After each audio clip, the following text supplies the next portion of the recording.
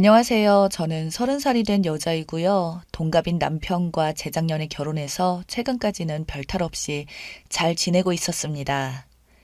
그러다 제가 휴직을 하게 되면서 어떤 탈이 생기다가 결국 남편을 물게 되었어요. 사랑스럽게 깨무는 게 아니라 그냥 물었습니다. 저희 부부는 아직 아이가 없어요. 저는 빨리 아이를 낳고 싶어 했고요. 근데 제 직업이 하루 종일 사람들 상대하며 말하는 일이라 스트레스가 아주 심했거든요. 결혼 준비하랴 빚 갚으려고 일도 많이 해서 남편과 심각하게 의논한 끝에 3개월만 좀 쉬기로 했어요. 일하다가 쉬게 되니 남편이 저에게 점점 더 많은 걸 요구하기 시작하더군요. 솔직히 음식이나 이런 건 잘 만들어 먹습니다. 아침 식사도 달라면 다 챙겨줬고요. 그런데 그런 차원이 문제가 아니라 완전히 새로운 일거리를 갖고 왔어요. 그러다가 저에게 물렸고요. 어느 날 갑자기 남편이 개를 데려왔더라고요. 그것도 2마리를 데려왔는데 시댁에서 기르는 개를 저와 말도 없이 데려온 거죠. 저희 시댁에는 개가 있습니다. 강아지라고 써야겠네요. 강아지가 총 3마리 있어요. 엄청나게 예뻐하십니다. 처음에 그 강아지들을 봤을 때 이뻐했어요. 어릴 적부터 워낙에 강아지들을 좋아하기도 했고 부모님께 사달라고 많이 하기도 했었는데 저희 엄마는 살아 움직이는 것은 너희들로 충분하다며 물고기 1마리조차 기르는 걸 싫어하셨습니다. 그 마음 이해가 갑니다. 일단 저희 남편은 외동아들입니다. 시어머님은 자식을 많이 갖고 싶어 하셨는데 건강 문제로 외동아들만 키우시게 되었고 그 빈자리를 강아지들로 채우고 계셨어요. 집안이 좀 북적북적한 걸 좋아하신다네요. 조용한 분위기를 많이 싫어하세요. 시댁에 가보면 TV는 늘 틀어놓고 계시고 개들은 뛰어다니고 아주 북적북적합니다. 저도 아이는 많이 낳고 싶다는 생각이라 어느 정도 어머님 마음을 이해하고 있어요. 게다가 제가 시집 오기 전에 아버님이 먼저 세상을 떠나시면서 더 그러셨다고 해요. 원래는 2마리만 키우셨는데 아버님이 떠나시고 나서 그 빈자리가 크게 느껴지셔서 나중에는 1마리를 더 분양받아 키우고 계세요. 주변에서 지인들에게 받았다가 키우시는 것 같았습니다. 그래서 시댁에는 총 3마리가 있어요. 기존에 있던 강아지들은 나이가 좀 있어서 그런지 엄청 조용했습니다. 사람하고 완전 똑같더라고요. 제가 처음 갔을 때 저를 슬쩍 한번 보더니 그냥 TV 보고 있더라고요. 그러다 졸리면 자고 정말 팔자 좋아 보였어요. 막내 강아지는 좀 시끄럽긴 했었고요. 이번에 남편이 데려온 강아지는 막내 강아지가 아니라 원래 있던 나이가 좀 있는 강아지들을 데려온 겁니다. 저와 아무런 상의 없이 시어머님도 저에게 미리 알려주신 적도 없었고 정작 그 강아지들을 봐야 할 사람은 나인데 사전에 아무런 말도 없이 데려왔더라고요. 어머님이 갑자기 지방에 내려가야 해서 저희 집에 급하게 맡기게 되었다고 했어요. 아는 친구분이 이번에 다리를 좀 크게 다치셔서 병문안도 가고 고향 친구 볼 겸 해서 보름 정도 갔다가 오신다고 했고요. 그런 사정인데 저도 뭘 할 수 없었죠. 근데 한 가지 제 혈압이 확 올라갔던 이야기가 있었는데 남편이 지 입으로 술술 하더라고요. 아마 칭찬받는 줄 알았나 본데 원래는 그 2마리 강아지들을 이웃에게 맡기려고 하셨다네요. 거기도 개를 키우고 있고 친분도 있어서 맡기려고 하셨는데 제 남편이 펄쩍 뛰면서 못하게 말렸다고 합니다. 왜 모르는 집에 맡기냐면서 엄청나게 걱정을 했다고 해요. 어머님은 그 모습에 감동하셔서 곧바로 저희 남편에게 개를 맡기신 거고요. 오랜 세월을 함께한 강아지들을 어찌 남의 손에 맡기냐면서 제 앞에서 이야기하는데 그냥 남편을 그 집에 맡기고 싶었습니다. 저는 강아지를 키워본 적도 없고 어차피 제가 혼자 키워야 할 상황인데 그럼 당사자인 저랑 먼저 이야기를 해야 하는 게 맞는 거잖아요. 근데 저보고 원래 강아지들을 좋아하길래 그냥 데려왔다고 하더라고요. 그때부터 강아지하고 같이 적응했어요. 사람하고 똑같아서 주변 환경이 바뀌면 스트레스를 많이 받는다고 하더라고요. 사료도 잘 안 먹고 똥도 아무데나 싸고 그래서 저는 잘 모르니까 남편에게 자주 연락해서 물어봤는데 짜증을 내더군요. 처음엔 이렇게 해봐라 저렇게 해봐라 곧잘 알려주더니 어느 순간부터는 저에게 대뜸 그냥 인터넷 같은 데 좀 찾아봐 이러는 겁니다. 자기 바쁘다고 그런 일을 그냥 알아서 해결하라고 하더라고요. 바쁘다는 말도 참 듣기 그랬네요. 그러다 한 번 참았던 게 터졌는데 아침이었거든요. 남편이 출근 준비를 하고 저는 아직 비몽사몽인 상황이었는데 갑자기 거실에서 소리를 지르더라고요. 엄청 궁시렁거리면서 방에 들어가서 씻으러 가는데 알고 보니 출근하다가 오줌을 밟았대요. 그러면서 그 짜증을 저에게 내는 겁니다. 내가 쌌나요? 아주 웃기는 거죠. 그 순간 눈이 번쩍 떠져서 벌떡 일어났어요. 남편한테 확 뒤집었습니다. 더는 못한다고 당장 데려가라고 했습니다. 그때가 데려온 지 10일 정도 되었을 때였고, 그래서 남편도 상황이 심각하다고 느꼈는지 저에게 잘못했다고 싹싹 빌더라고요. 4일만 더 참아달라고 부탁을 하더군요. 그러면서 지금까지 버틴 10일이 아깝지 않냐고 하길래 생각해보니 그 말도 맞더라고요. 그래서 딱 4일만 더 버티기로 했습니다. 긴 시간은 아니지만 며칠 같이 지내보니까 사람들이 왜 강아지를 키우는지 알겠더라고요. 그냥 사람하고 똑같습니다. 먹고 싸는 건 그렇다 치고 제가 낮에 피곤해서 침실에 좀 누워있으려고 하면 거실에서 막 짖어요. 그럼 무슨 일인가 또 나가봅니다. 처음엔 대체 뭘 원하나 싶어서 답답했는데 TV 틀어주니까 조용해지더라고요. 근데 나중에는 TV를 틀어줘도 짖길래 알고 보니 채널을 바꾸라고 짖는 거더라고요. 잘 보고 있다가 광고가 나오면 곧바로 짖어요. 정말 어이가 없었어요. 같이 좀 지내보니 짖는 소리가 다르게 느껴졌는데 원래는 멍멍 이렇게 짖거든요. 근데 나중에는 야야 이렇게 들리더라고요. 그렇게 4일이 더 흘렀고 별 문제 없이 건강하게 잘 데리고 있다가 돌려보냈습니다. 남편 혼자 차에 태워서 갔어요. 저녁 되니 남편이 집에 오더라고요. 오자마자 집이 썰렁하다고 하면서 강아지들이 있다가 없으니 참 적적하다며 정말 되지도 않는 소리로 혼자 중얼중얼 거리더라고요. 화를 낼 기운도 없어서 그냥 무시했는데 그때 차라리 엄청 화를 냈어야 했었나 봐요. 일주일 뒤 남편이 또 강아지들을 데리고 왔습니다. 이번엔 저에게 이야기하긴 했는데 태워서 씻고 오는 도중에 연락해서 나 지금 강아지 데리고 가고 있어 라고 알려줬어요. 그래서 저는 집에 오지 말고 유턴해서 다시 돌아가라고 했고요. 그러자 남편은 집에 거의 다 왔다고 하면서 끊어버렸습니다. 저는 곧바로 주방에서 물 한 잔을 마시며 한번 대대적으로 뒤집을 준비를 하고 있었어요. 이번에 아주 그 버릇을 고쳐야겠다고 생각했습니다. 현관 앞에서 딱 기다리고 있었어요. 현관 비밀번호 누르는 소리가 들려서 저는 문 앞으로 달려나갔습니다. 문이 딱 열리고 소리를 지르려고 하는데 시어머님이 활짝 웃으면서 들어오시더군요. 1초만 늦었으면 큰 실수할 뻔했어요. 저보고 고맙다며 제 손을 잡으셨습니다. 그 뒤로 남편과 강아지들이 들어왔고요. 저는 순간 멍하니 가만히 서 있었습니다. 그렇게 저희 집에 또 강아지 방이 되었습니다. 개들만 들여놓고 남편은 곧바로 어머니 모셔드리고 온다고 나갔고요. 그렇게 강아지 2마리만 놓고 가버렸습니다. 저번에 한 번 있다가 가서 그런지 강아지들도 엄청 여려 보이더라고요. 바닥에 엎드려서 저를 보며 짖기 시작했습니다. 그래서 저는 TV를 틀어줬고요. 그러니 다시 조용해지더라고요. 그렇게 거실에 앉아서 강아지들 채널 돌려주면서 남편을 기다렸어요. 얼마 뒤에 남편이 도착했고 저는 일단 차분하게 무슨 상황이냐고 물어봤습니다. 이번에는 남편이 데리고 왔더군요. 그래서 나랑 상의도 없이 데려온 것도 짜증나는데 그렇게 데려왔으면 직접 강아지들을 챙기라고 나에게 떠넘기지 말라고 했습니다. 그러다 남편이 저보고 당신도 강아지 좋아하지 않냐고 이참에 아예 키우는 건 어떠냐고 그러더군요. 저도 모르게 살아 움직이는 건 당신 하나만으로 충분하다고 말했어요. 우리 엄마랑 완전히 똑같은 얘기를 했더라고요. 그땐 정말 제 남편이 아들 같았습니다. 딱 3일 가더군요.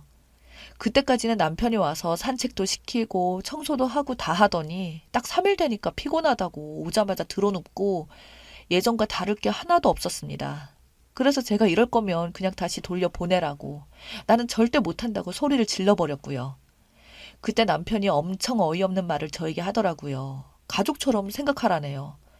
자기가 외동으로 자라면서 강아지들과 가족처럼 지냈다고 저보고 신우나 아주버니처럼 생각하면 안 되겠냐고 시댁 식구라고 생각해달라더군요. 하다 별 되지 않는 소리를 그것도 엄청 진지하게 하는데 시댁 식구라고 여기며 정성껏 보살펴달라는 소리로 들렸어요.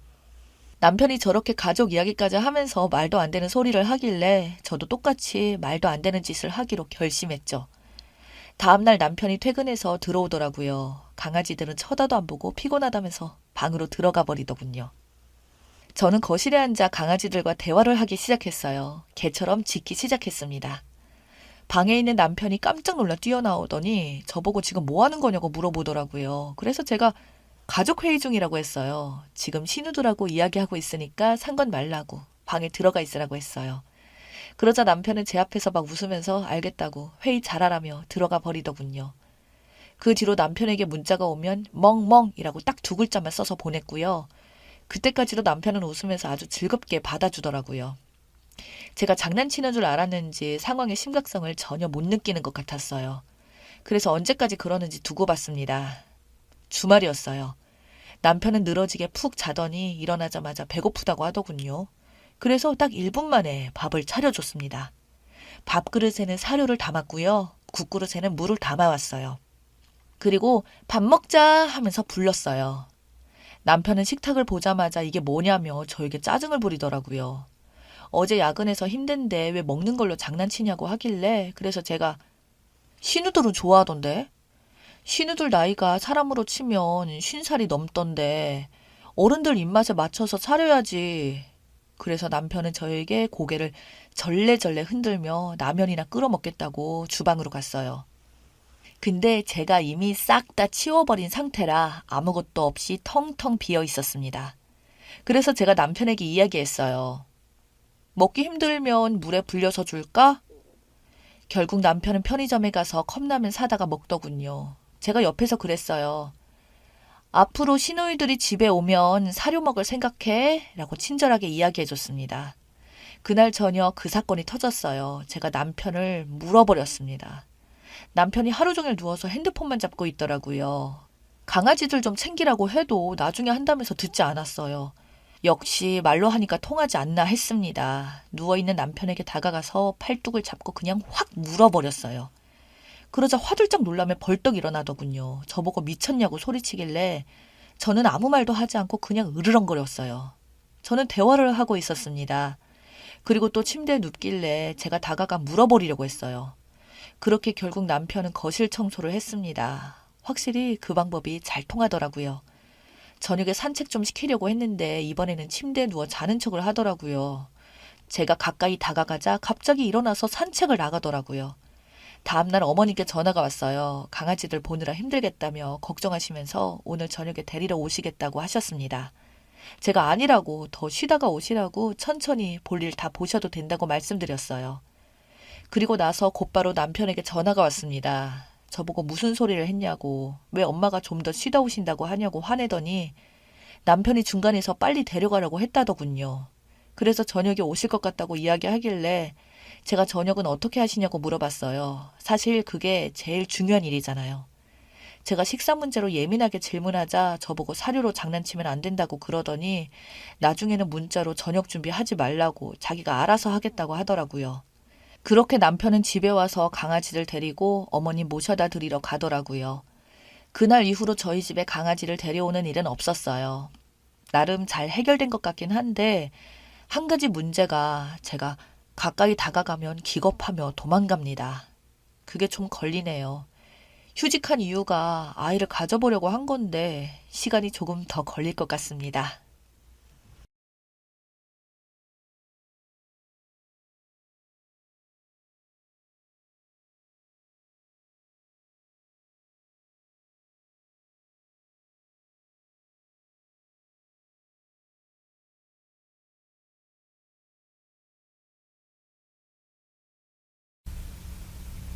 안녕하세요. 저는 31살이고 3년간 연애를 한 남자친구가 있습니다. 아니, 있었습니다. 남자친구는 35살 대기업에 다니고 저는 직장 생활을 하다가 조금 더 안정적인 결혼 생활을 위해 현재 자격증 시험 준비를 하고 있어요. 물론 남자친구도 뒷바라지를 해준다고 했고 시험 통과 후 결혼하기로 약속한 사이입니다. 공부를 시작할 즈음에 남친 회사 감사 기간이 얼마 남지 않은 시점이어서 그동안에 연락 많이 못할 것 같으니 감사 끝나고 자기가 연락을 하겠다고 그렇게 얘기를 했었죠. 그래도 한 달에 한두 번씩 꾸준히 만나고 전화도 종종 하면서 여느 커플과는 다를 것 없이 지냈는데 어느 날 갑자기 연락이 안 오더니 제 번호를 차단했더라고요. 당황스러워서 연락을 해보니 당장 다음 달 5월에 결혼을 한다고 연락이 왔었다고 하더라고요. 상대 여자는 예전에 남친을 자꾸 따라다니던 못생겨서 싫다고 했던 여자였습니다. 남친이랑 같이 있을 때도 전화가 계속 와서 신경이 쓰였는데 카톡 프로필을 보니 정말 못생긴 여자라서 양다리 걸칠 거라고는 생각을 전혀 안 했죠. 그러다가 남친이 연락을 해왔고 만나자고 하더군요. 얼마 전에 상견례를 했다고 합니다. 아, 이게 뭐지? 무슨 꿈을 꾸는 건가? 너무 당황스러웠습니다. 마지막에 만난 며칠 전도 서로 미친 듯이 사랑을 나누고 헤어졌는데 얼마 전에도 카톡에서 사랑한다고 했던 사람이 몇 달 뒤에 결혼한다고 하길래 너무 놀라서 아무 말도 나오지 않았습니다. 남친 어머니가 자궁암 일기 판정을 받아서 투병 중인데 저 공부하는데 방해될까봐 저에게 말을 안 했다고 하더라고요. 남친의 집에 그런 안 좋은 일이 있었는지는 말하지 않아서 전혀 눈치채지 못했습니다.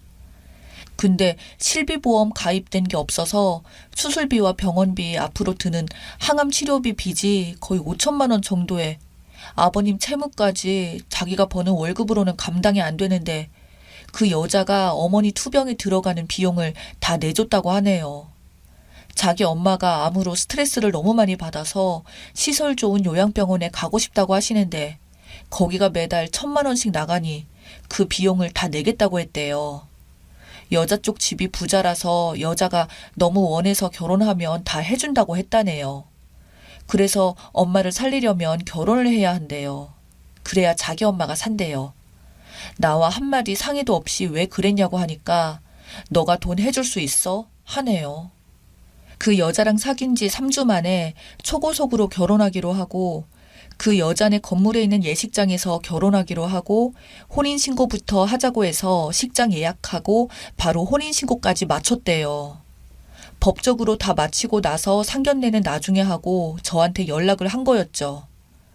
3일 만에 정말 순식간에 결혼식만 남기고 모든 게 끝난 거죠.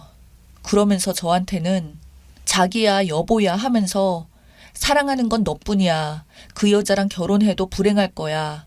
성형해서 지금은 많이 나아졌지만 아기 나오면 엄마 닮아서 못생길 게 뻔하다고. 생각하기도 싫다고. 이런 상황이 모든 게 너무 싫고 자기도 무슨 일이 어떻게 된 건진 모르겠다고. 갑자기 돈에 팔려가게 되었어 라며 울면서 말하니까 저는 무슨 말을 해야 할지 정신을 못 차리겠더라고요. 뭐라도 해주고 싶고 결혼을 말리고 싶은데 제가 해줄 수 있는 게 아무것도 없었어요. 돈에 팔려가는 자기가 너무 힘들다고 너를 떠나는 걸 감당할 수가 없다고 펑펑 우는데 정말 가슴 찢어지게 아프고 불쌍하게 느껴지더라고요.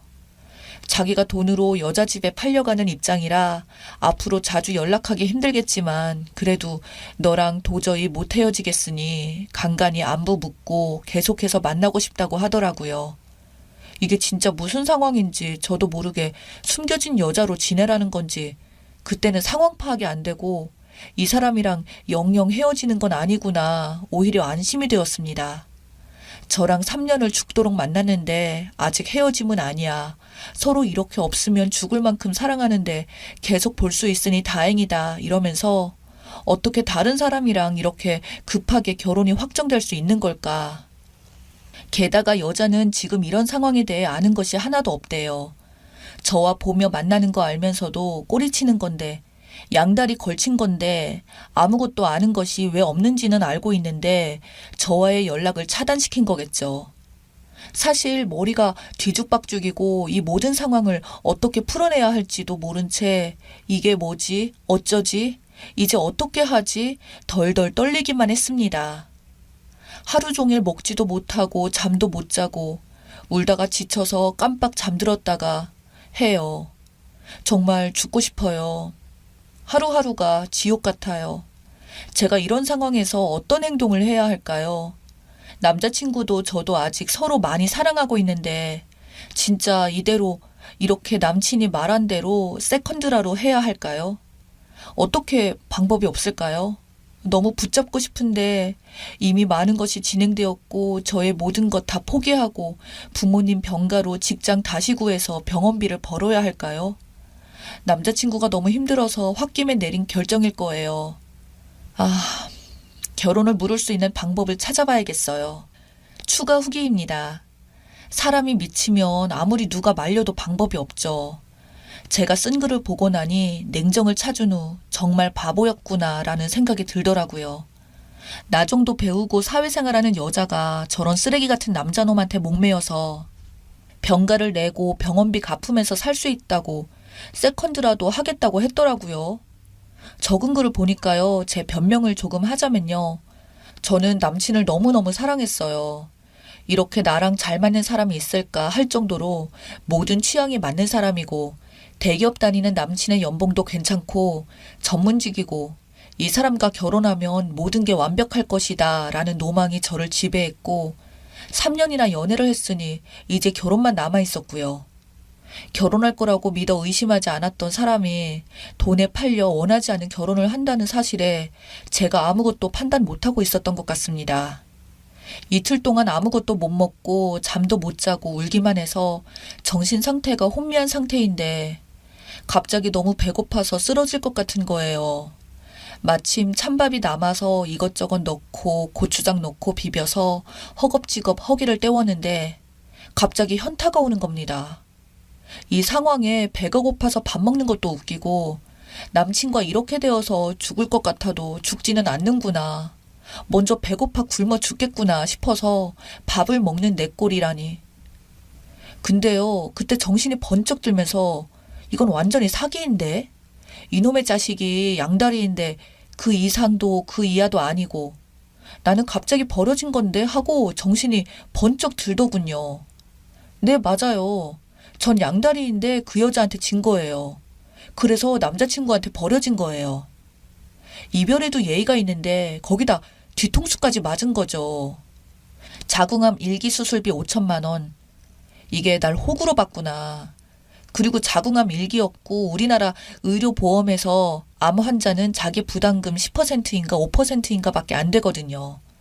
그리고 결정적으로 초기에 발견해서 다행인 거지 저렇게 호들갑 떨만한 상황이 아닌 거죠. 이거 알아보려고 여기저기 전화도 해보고 뭐 하여튼 실비보험도 없이도 그렇게 부담되는 금액이 아니라는 거죠. 그리고 뭐 요양병원 아무나 가나요? 항암치료 받을 때만 입원하고 그 외에는 통원치료 하더라고요. 요양병원 1,000만 원 나온다고? 그게 대체 어딘데. 야, 이놈아, 네가 뻥을 쳐도 내가 그걸 잊고 있었다니. 그러네, 저놈이 나한테 저렇게 뻥을 치고 연락하고 지내자고 했구나. 결혼하는 여자는 무슨 죄냐고요. 그 여자랑 저랑 전남친이랑 사귀는 거 알면서도 계속 거짓말을 한 거거든요. 그런데도 아무 잘못이 없나요? 거기에서 남친이 저를 속이고 양다리 한 거고요. 그 여자한테도 거짓말을 했겠죠. 나머지 밥을 꾸역꾸역 먹으며 이제 복수만 남았다 분노의 다짐을 했습니다. 카톡을 보냈습니다. 자기야, 나 생각해봤는데 자기가 결혼해도 자기랑 계속 만나고 싶어. 도저히 못 헤어지겠어. 그래도 결혼 전에는 먼저 한번 보고 비밀 지킬 자신 있어. 자기가 지난번 말한 대로라면 그림자라도 좋아. 대신 저번에 했던 말 다시 한번 해줘. 무슨 말? 그 여자랑 결혼하기 싫다고. 얼굴 못생겨서 싫다고. 엄마 병원비 때문에 이용하는 거라 애정이 있을 수 없잖아. 그 여자는 싫고 내가 사랑하는 건 너야. 그래서 결혼해서도 널 옆에 두고 싶은 거고. 이 정도면 됐지? 우리 자주 가는 모텔 거기 먼저 가 있어. 나 처갓집 다녀오면서 연락할게. 내일 모레 결혼한다는 놈이. 그 여자가 조금씩 불쌍해지기도 하더군요. 당연히 모텔은 무슨 모텔. 저는 안 나갔죠. 모텔에 도착했다고 연락이 와서 먼저 씻고 있으라고 했죠. 일부러 시키지도 않았는데 빨리 오라고 다 씻었다고 카톡이 왔길래 그 여자 전화번호를 찾으며 카톡을 찾아냈습니다. 그날 이후 원피스를 입고 결혼식장에 갔어요. 전남친이 저를 보더니 사색이 되더군요. 소란스러울까봐 큰 소리도 못 내고 안절부절 발을 동동 굴리더군요. 저는 생글생글 웃으면서 축하해 한마디 해주었습니다. 암투병으로 다 죽어갈 것처럼 말하던 전 남친의 어머님은 너무 좋은 혈색으로 손님 맞이를 하고 계시고 부잣집으로 장가갈 아들이 그리도 좋은지 싱글벙글 신이 났었더군요. 역시나 아프다는 엄마는 핑계였던 거죠. 신부 대기실에 가서도 인사를 했어요. 그 신부는 절 알아보고 사색이 되더군요. 결혼 축하한다고 해줬어요.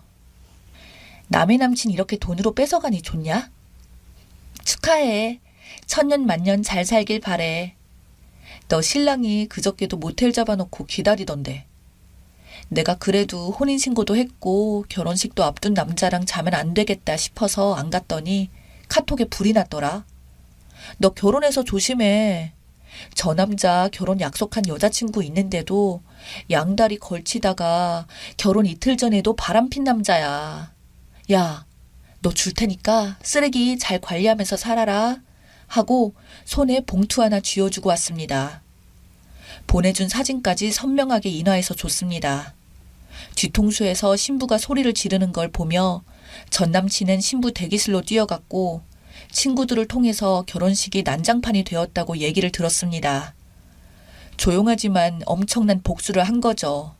소란스럽지도 않게 혼자서 조용히.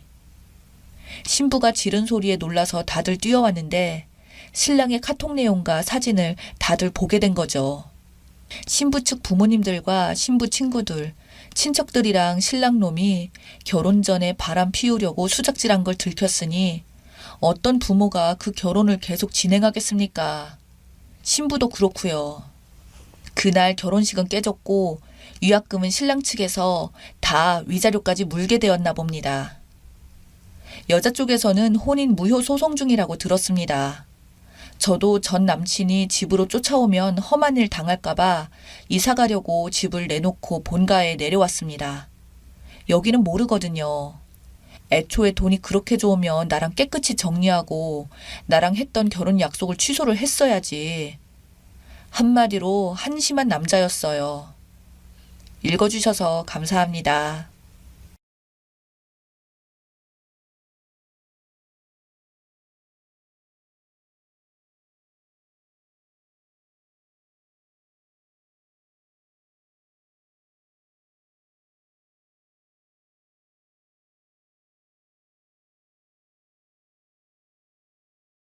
이제 결혼한 지 3개월 된 30대 초반 여자입니다.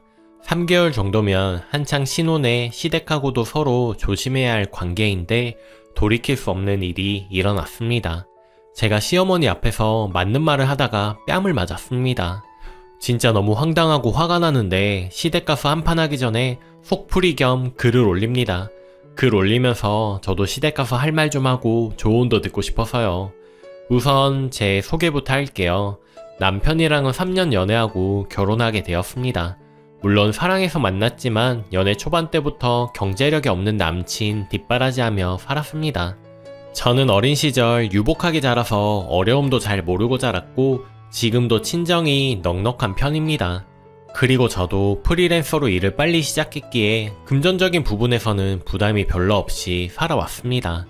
그래서 이 남자를 만날 때에도 내가 좋으면 그만이다 하고 재력이나 여타 다른 조건들에 대해서는 별 생각이 없었죠. 돈이야 잘 버는 사람이 더 쓰면 되지 하고 쿨하게 생각했습니다. 그리고 만난 지 1년쯤 안 됐을 때 남친도 취업을 했고 항상 내가 부담하던 데이트 비용도 남친이 6, 나 4 이렇게 나눠서 데이트 통장도 만들게 되었습니다.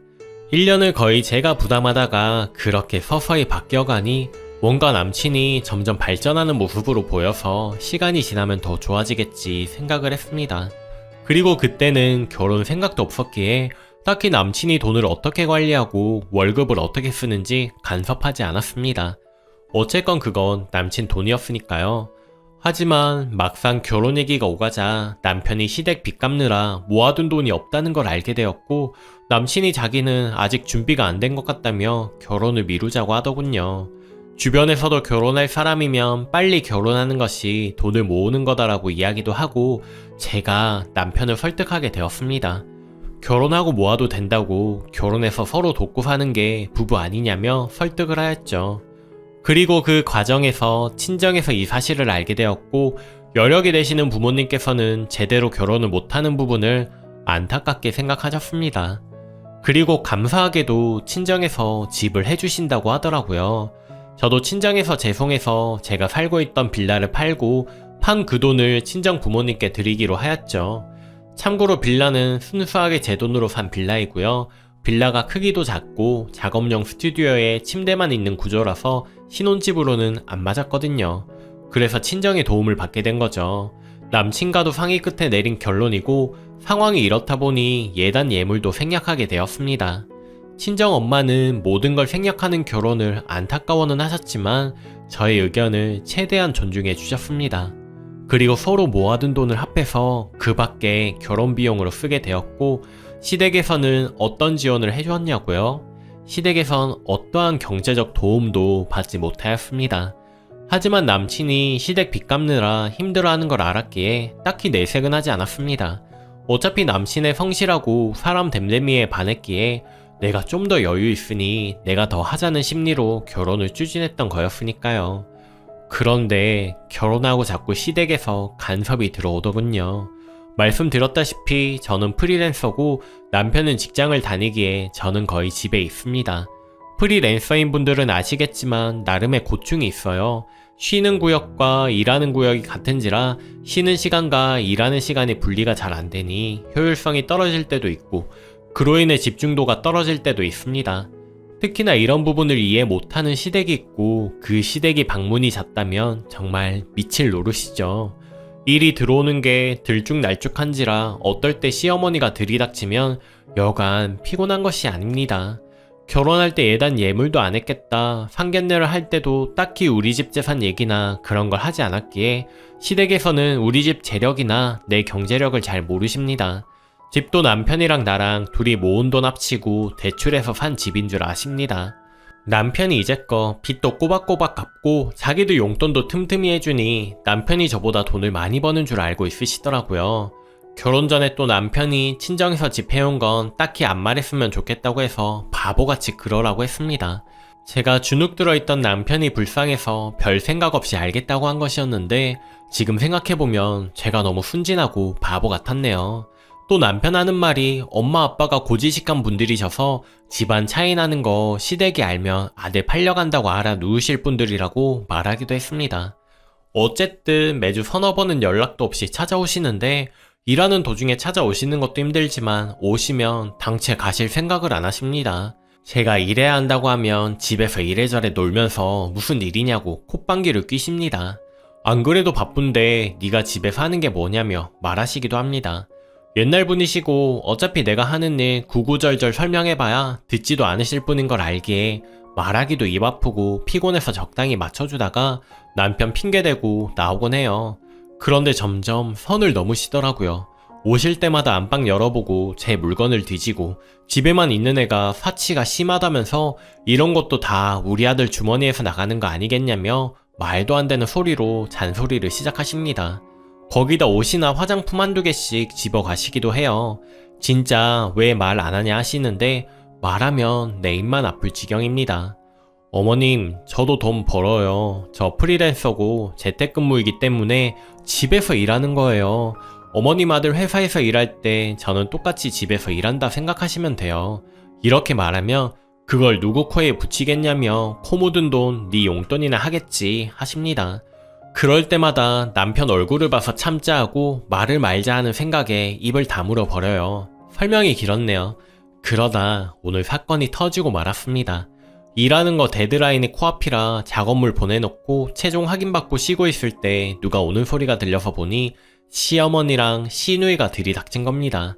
안 그래도 밤새워서 일해서 잠도 부족하고 정신이 반쯤은 나가 있는데 그렇게 들이닥치니 진짜 힘이 빠지더군요. 밤을 새워 다크서클 내려온 눈을 보고 한다는 말이 넌 시어머니가 왔는데 동태 눈가를 하고 있냐? 표정은 또 왜 그래? 내가 못 올 것을 왔어? 라며 시비를 걸기 시작하시더군요. 시누이도 시어머니를 닮아서 한통속이거든요. 하는 짓마다 정말 밉상이죠. 옆에 산다는 말이 우리 오는 거 못마땅해요? 표정 관리 좀 하지 하면서 거들더라고요. 처음에는 꾹 참고 살살 말했습니다. 그런 거 아니라고 어제 일하느라 밤새워서 그렇다고 하니까 그 몰골로 힘들게 직장 나가는 자기 아들 배웅이나 했겠냐며 그 꼴로 배웅하면 얼마나 맥 빠지겠냐고 헛소리를 하더라고요. 그러고는 자기 아들 밥 굶으면 큰일 나는데 아침밥은 챙겨주냐고 꼬치꼬치 캐묻기 시작하더라고요.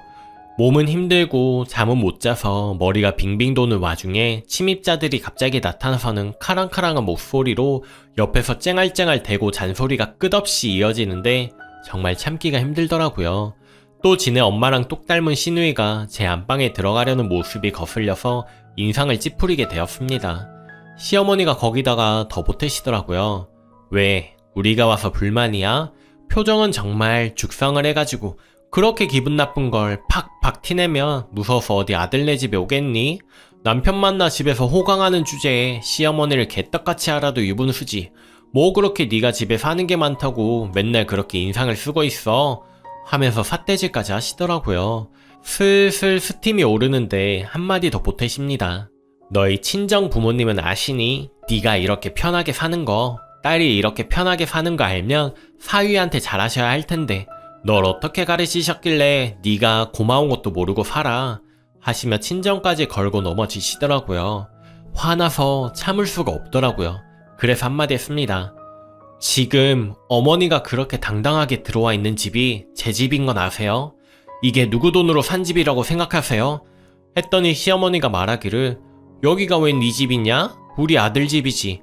우리 아들이 좋은 회사 다니면서 번 돈으로 산 집이지. 무슨 말도 안 되는 소리를 하고 있어? 제대로 된 사회생활 못 해본 것이 못된 건 죄다 배워와가지고 지 집이라고 우기고 있어. 하더군요. 이미 화가 날 대로 난 상황이어서 저도 더 이상 참고 싶지 않더라고요. 그래서 하고 싶은 말 다 했습니다. 역시 뭘 모르시네요. 잘난댁 아드님 취업 전까지 걷어먹인 게 나고 그 덕에 그 많았던 빚 갚는 데 도움이 된 줄이나 아세요. 시댁 빚 갚느라 모아놓은 돈 한 푼도 없어서 결혼 못할 뻔한 댁내 아들 인품 하나 보고 데려온 대인이 저예요. 요즘 세상에 그렇게 돈 한 푼 없어서 장가라도 갈 수 있는 줄 아세요? 제가 내 소유의 빌라 팔고 친정에 들인 돈으로 친정에서 해주신 집이에요. 아들 집은 하나도 없는데 양심도 없이 무슨 말씀을 하는 거예요. 명의도 제 명의인데 어디가 당신네 아들 집인가요? 여기 어머님 아들 집 아니니까 함부로 쳐들어오지 마세요. 앞으로는 라고 소리를 질렀습니다. 말 끝나자마자 싸대기가 날라오더라고요. 순간 상황 파악이 안 돼서 시어머니를 쳐다보니 고래고래 소리를 지르며 달려들더라고요. 이 남편 잡아먹을 것이 어디서 그 입을 함부로 놀려? 너 말이면 다인 줄 알아? 어디서 이렇게 기센 것이 들어와가지고 이라고 달려들기에 저도 바락바락 악다군을 썼습니다. 주거 침입이랑 폭행죄로 경찰에 신고하기 전에 당장 나가세요. 결혼할 때 돈 한 푼도 안 보태놓고 무슨 자격으로 이 집에 들어와서 난리야. 그나마 상황 파악이 된 건지 시누이가 시어머니를 끌고 나가더라고요. 시어머니는 끌려가면서까지 소리를 질렀고요. 진짜 어이가 없고 가뜩이나 피곤했는데 뺨까지 맞아서 얼이 빠지더라고요. 눈물도 안 나오고 멍해지더라고요, 사람이. 그 길로 당장 남편한테 전화했습니다. 지금 내가 누구한테 뺨 맞았는지 아느냐? 시어머니가 나한테 남편 잡아먹을 것이라면서 때렸다. 집 해온 것도 나고 경제적으로 도움 주고 있는 게 누군데 내가 이런 대접을 받아야 하느냐? 나랑 이혼하든지 시댁이랑 연을 끊든지 알아서 해라 하고 끊어버렸습니다. 그렇게 말하고 나니 그제서야 눈물이 펑펑 쏟아지더라고요. 남편한테 쏟아내자마자 너무 억울하고 분통한 마음이었던 것 같습니다. 제가 내 무덤을 판격이라 더 환장할 것 같았습니다. 처음부터 내가 한 만큼 생색내면서 결혼할 걸 괜히 배려하고 남편 짠하다고 내 밥그릇 못 챙겨 먹은 것이 너무 한이 되네요. 이 기회에 시댁이랑 연을 끊든지 이혼을 하든지 할 겁니다. 시댁을 찾아가서 남편 월급 통장이랑 내 통장, 집 문서 보여주면서 누가 누구한테 장가왔는지 톡톡히 보여줄 겁니다. 정말 저도 악에 바치네요. 누구 돈으로 생활하기에 남편 월급의 90%를 시댁에 투자하는지 알게 할 겁니다. 어차피 그 집에 돈 버는 거 시아버님 뿐인데 빚 갚고 생활 어떻게 하실지 참 궁금하다고 쏟아내고 올 작정입니다. 그나마 여기 털어놓으니 속이 후련하네요. 말하면 내 얼굴에 침 뱉는 격이라 친구한테도 털어놓지 못했습니다. 남편 전화, 카톡 다 무시하면서 일단 집에 올 때까지 기다리고 있습니다. 남편 오자마자 시댁에 갈 작정이고요. 생각 있는 남자라면 제 안에 뺨 부은 거 보고 어떻게 해야 할지 감 잡겠죠? 긴 글 읽어주셔서 감사합니다. 후기. 글 기다리시는 분 많았는데 속 시끄러워 한동안 이곳에 들어오지도 않았습니다. 제 마음이 좀 정리되어서 이렇게 글을 씁니다. 일단 그날부터 사건을 설명하자면 남편이 오자마자 제 뺨을 보고 정말 깜짝 놀라더라고요. 약국이라도 가서 약이라도 바르자는 걸 당장 옷을 챙겨 입으라고 하고 시댁으로 향했습니다. 가는 내내 진정하라고 하는 남편조차 밉더군요. 그리고 시댁으로 들어가서 이야기 좀 하시죠 하면서 고래고래 소리를 질렀죠. 시어머니는 독한 것이라고 어딜 또 찾아왔냐고 하는 걸 남편 앉혀놓고 말했습니다. 우리 집 친정 도움받고 내가 모은 돈으로 산 빌라 덕분이라는 거 시어머니 모르시나 봐. 명의도 내 명의라는 거 당연히 모르시고. 근데 어머님, 아무리 모르신다고 해도 아들이 그동안 빚 갚고 용돈 드린다고 돈 하나도 못 모았을 거라는 것은 예측이 되시지 않아요? 어머님은 경제관념 그런 거 안 배우셨나 봐요. 저는 친정에서 그런 건 확실하게 배워서 그런지 이해가 안 가네요. 그리고 집에서 맨날 논다고 하시는데 맨날 노는 제가 어떻게 어머님 아들보다 돈을 더 잘 벌까요? 그래도 그동안은 이 사람이 안쓰러워서 어머님한테 다달이 돈 드리는 거 다 눈 감아줬는데 이런 대접받고 용돈까지 드리면 제가 너무 바보였네요. 이 사람하고는 살아보고 싶었는데 뺨 때린 시어머니 저는 용납이 안 돼서 이제부터 뵐 일은 없을 거예요. 버는 돈 다 집 빚 갚아준 덕분에 아들을 벼랑 끝으로 밀어버리시네요. 어머님 덕분에 아들 이혼하게 생겼으니까요. 염치 좀 챙기세요. 이렇게 다다다다 쏟아낸 것 같습니다. 시어머니 노발대발하시고 시누이도 더 이상은 못 참는다며 저한테 달려드는 거 남편이 막았고요. 저는 시댁 안방 쳐들어가서 장롱이며 화장대며 다 뒤지며 제 물건을 챙겨서 간다고 하고 나왔습니다. 집에 와서 남편이 눈물로 호소하면서 무릎 꿇고 빌더라고요. 그러면서도 자기는 저와 시댁 다 포기할 수 없다고 하길래 그럼 이혼하자고 했습니다. 남편까지 싫어하는 건 아니지만 이런 남편하고는 앞으로의 미래가 안 그려지네요. 그래도 오랫동안 사랑했던 사람과 헤어진다니 이루 말할 수 없이 아프지만 그래도 이렇게는 못 살 것 같아서 이혼을 택했습니다. 처음에는 문자로 시어머니한테 육두 문자가 오고 시누이한테 욕 문자 오고 난리였는데 남편이 거의 실성 직전까지 가면서 울고불고 하니 자기 아들 좀 살려달라며 미안하다고 애걸하는 문자까지 보내는데 더 염치가 없어 보이네요. 남편 붙잡고 서로 많이 울었는데 이렇게는 아닌 것 같아서 이혼 생각은 변함이 없습니다. 남편은 보탠 거 없고 시댁이 이혼 사유인 거라 맨몸으로 나가는 걸로 합의를 봤고요. 저는 그래도 혹시 몰라서 병원 가서 진단서를 받아서 증거자료까지 남겨놨습니다. 육두 문자 메시지 온 거 다 캡처해 두었고요. 제가 이해하면 다 순조로울 줄 알았던 결혼이었는데 막장 시어머니와 효자 아들과 사는 건 쉬운 일이 아니었습니다. 얼른 이 기억들 다 지워내고 새로운 삶을 살고 싶네요. 결혼은 한번 해봤으면 된 것 같습니다. 그동안 저 응원해주신 분들 정말 감사했습니다. 베스트 댓글. 이혼 말고는 답이 없습니다. 자기 월급 몽땅 집에 몇 년째 바칠 만큼 그분은 효자입니다. 절대로 당신 선택하지 않아요. 선택하는 척 돈이 아쉬우니 그럴 수는 있겠죠. 그러고 한두 달 지나면 하회하자. 엄마가 미안하다는 말 전해달래. 혹은 엄마가 아프셔. 혹은 그래도 명절인데 생신인데 이렇게 나오면 제일 양반이고 쌍놈일 때는 네가 사과해라. 그냥 네가 참아라. 어른이잖아. 엄마 말 들어보니 네가 잘못했네. 빌어라. 이렇게 나올 수도 있겠죠. 내 손목을 겁니다. 저 남자 집이랑 연 못 끊어요. 댁은 그냥 물 주고 자기 집에 월급 다 주는 사람이 어딨습니까? 대한민국 상위 1% 효자네요. 더 이상 호구 인생, 지갑 인생 살지 마세요. 저 남자가 정상인이라면 월급의 90%를 지배주고 님한테 빌붙어서 살겠습니까? 그게 정상인으로 보여요. 정신 차리세요. 님 남편분 정상인 아닙니다. 정상적인 사고를 하면 저런 행동은 불가능합니다. 객관적으로 잘 돌이켜 보십시오. 댓글이 뭔 집문서를 보여줘요. 그냥 용돈 끊으면 끝이구만. 저는 제 용돈벌이밖에 못하니까 남편이 많이 생활비 지원해줘야 하거든요. 이제부터 저희도 아기 생기면 저축 많이 해야 해서 용돈 끊을게요. 그리고 제 용돈으로 산 물건 다 가져갈게요. 해버려요. 정말 슬프시겠습니다. 사랑하는 내 남자의 부모가 저 따위라니. 근데 이미 답은 정해진 것 같네요. 이혼밖에 없어 보여요. 지금 이 사태가 어떻게 수습을 하려고 해도 수습할 수가 없어 보이고 오히려 수습하려 하다가 대래 남편분이랑 님 사이가 틀어지고 다칠 것 같습니다.